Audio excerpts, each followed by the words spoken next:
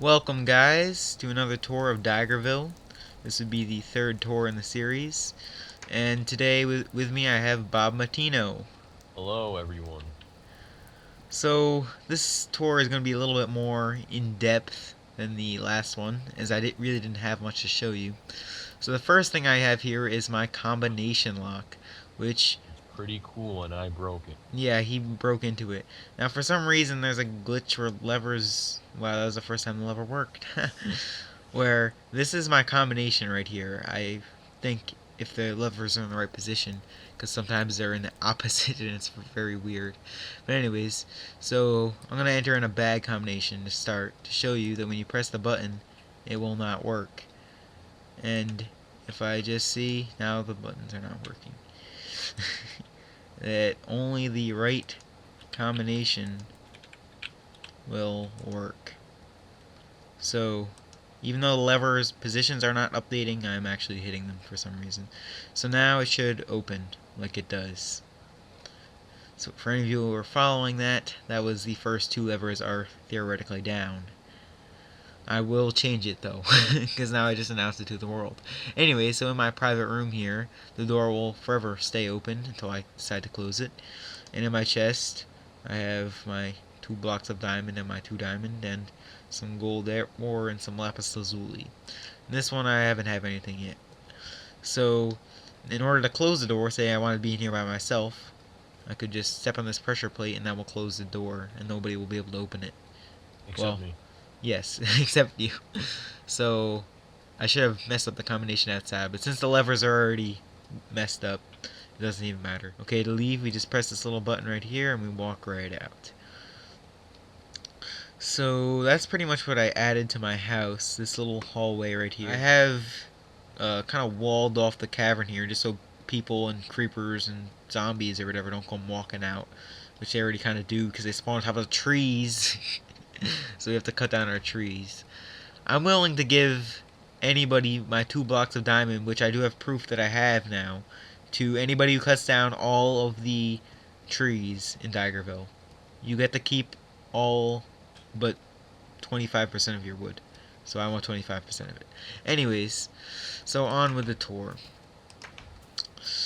Let's see. Sharpshooter built up his house a little bit. He has a second floor. He's been on here. We cut down a little bit more trees here.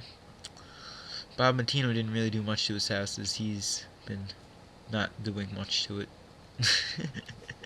That doesn't even make any sense. I've been hunting Kavik.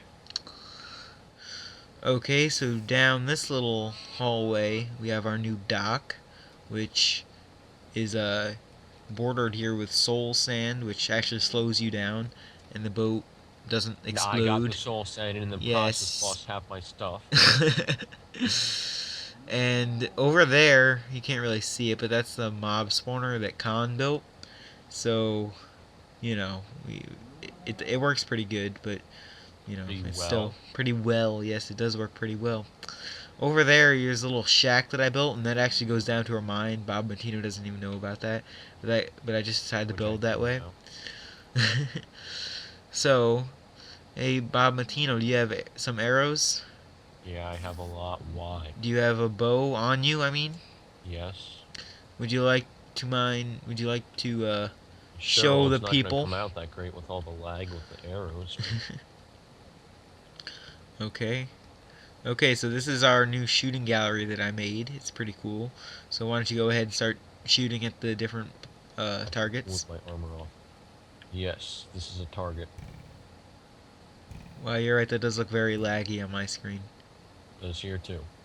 But that did hit the bullseye, if you guys are wondering. Alright, and then it basically is the same. Wow, that looks really bad. Okay. Yeah, the arrows on the server are laggy for some reason. I don't know. Well, you go pick up your arrows. It looks kind of weird on my screen because the arrows are still in like midair. Yeah. Oh well. Okay, so that's our new shooting gallery. So some other new stuff that we have here is this little alleyway right here with a community redstone dispenser. Now, unfortunately, a pig jumped on this for about 20 minutes and like dispensed all of the redstone. And we were all get into redstone. I know, and we lost 9 stacks of it. So in order to show you, I've prepared Well, I to... have arrows, but I'm gonna want them back. No, you can't get arrows back. Alright, so I put the dirt in the center there. And now... Here, let me do it for the fine people. Alright, so as you can see, it's very fast, and I'll show you how it works. Faster Basically, even you than just... a 5 o'clock with 3 outputs. Yes. So as you can see, it's very fast, and it will dispense. Now, it does... You know, some stuff still comes out. You have to put the stuff back in Colin's chest, because we kind of stole this from him. It's 8 dirt. Okay. No, I have 50... Okay, whatever. Okay, so the community mine is not really changed at all, but I've added a new access way to the staircase. So we have the redstone layer and the mine. So all of this stuff is... I'll show you. It's pretty cool in a second. Door. It opens a door. It's a toggle thing. I found a lot of these tutorials on YouTube. So basically, this is the redstone dispenser over here. This is an array of 1 clocks, and it basically just like goes like really fast. I don't know how it's gonna sound on the video. But basically, so when you step on the pressure plate, I found 22 redstone. that's great. So the pressure plate's right above that, and so it comes down, and then it turns off this little inverter there, and that allows it to flash, and it goes up to the dispenser, and that's what shoots it. This alternates, so every time that's off, this will fire it basically. So it's pretty cool. It's a dual input. But so I might make a whole separate video explaining how this works, because this all just is a toggle for the store that I'm about to show you. It just opens the door. All of this stuff. It's pretty crazy. Okay, so this is our community underwater tree farm. Now, as you can see, that all I have here is this button, and this is the button that's actually connected to the whole underground system, basically. So how it works, you just press the button and the door opens. That's pretty magical. And then I have a pressure plate right here that does the same thing, and it closes the door. And obviously, when I go up, it'll open the door, and when I go down, it'll close the door. So it's a very cool little system. You can find a lot of tutorials on YouTube. So this underwater passageway that I built. It took me really long because I actually had to build everything. It was pretty hard. And so, wow, our tree farm's actually starting to prosper a little bit. We have a lot of trees that are growing here, and I'm surprised on how well it's doing. Normally tree farms like this, they never work.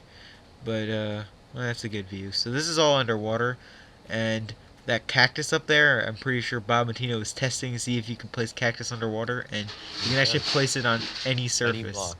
It feels so cool doing it. Okay, guys, thanks for watching another episode of A Tour on DigerVille. So, I hope you'll join us next week.